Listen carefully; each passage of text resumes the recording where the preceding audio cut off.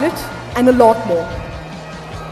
He's also been very influential in various people's lives, and an example is how involved he was with Nirbhaya's brother, whom he helped become a pilot today, and has also been influential in other people's lives in various capacities.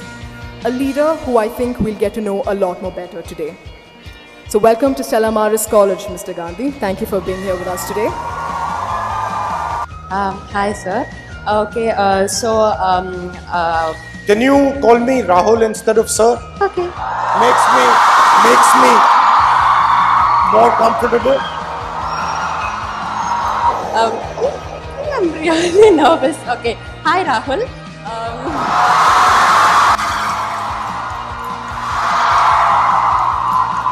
What is that special quality that you imbibe from your mother?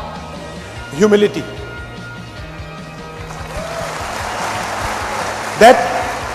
That no matter how powerful a person is, no matter how weak a person is, regardless of who the person is, they always have an opinion, they always have a unique way of looking at the world, and one must respect that opinion and try to understand where that person is coming from.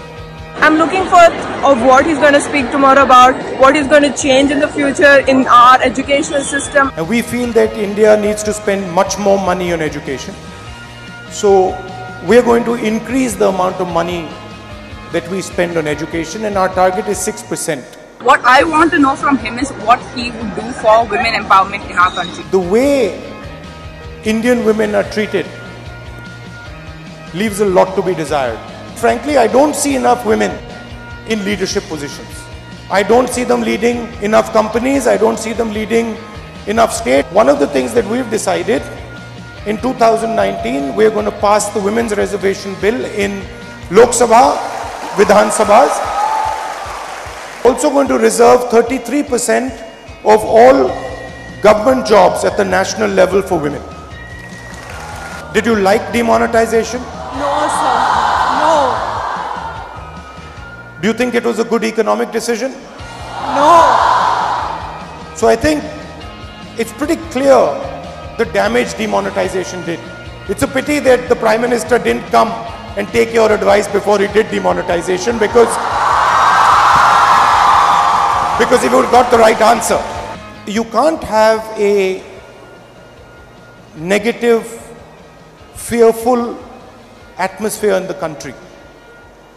You can't have an atmosphere of discrimination in the country and then expect economic growth. So the first thing we would do is we would change the mood of the country. We would move the country to a place where people feel empowered, happy, and to a place where people relate with each other in a pleasant, loving way. What, according to you, is the biggest hindrance to growth in India? The fact that huge amount of resources are captured by 15 or 20 people, and the mechanism of capture is corruption.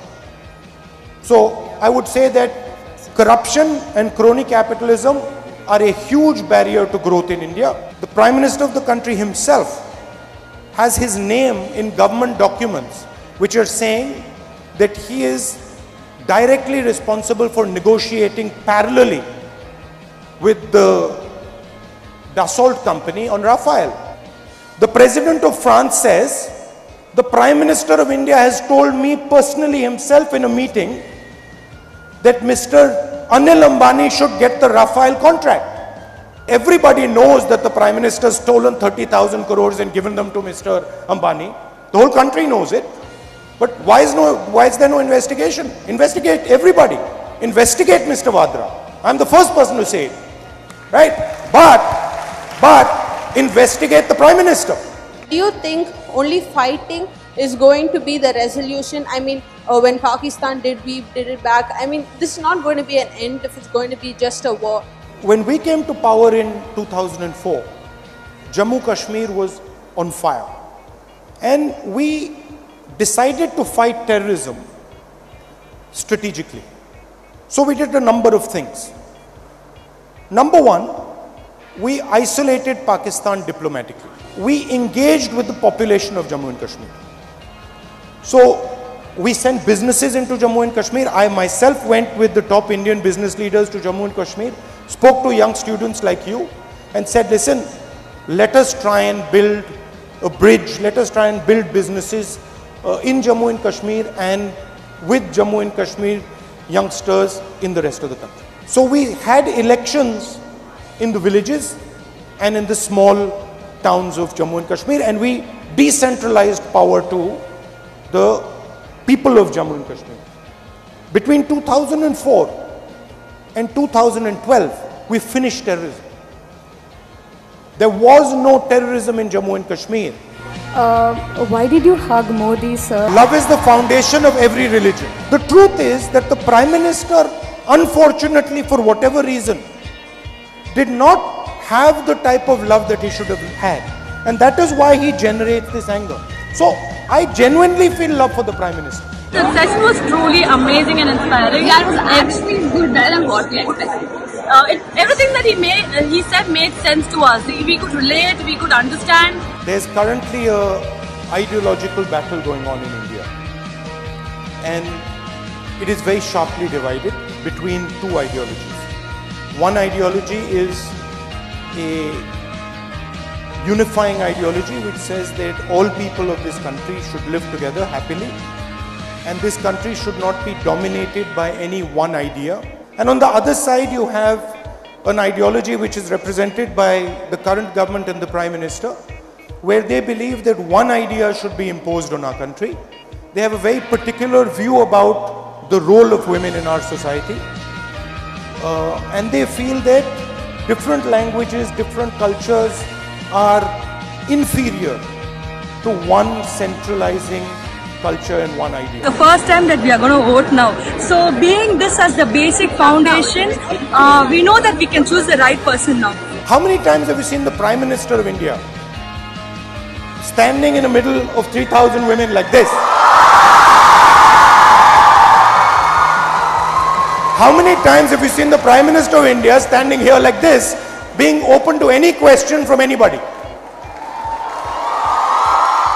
As women, you have every right to the space that you deserve.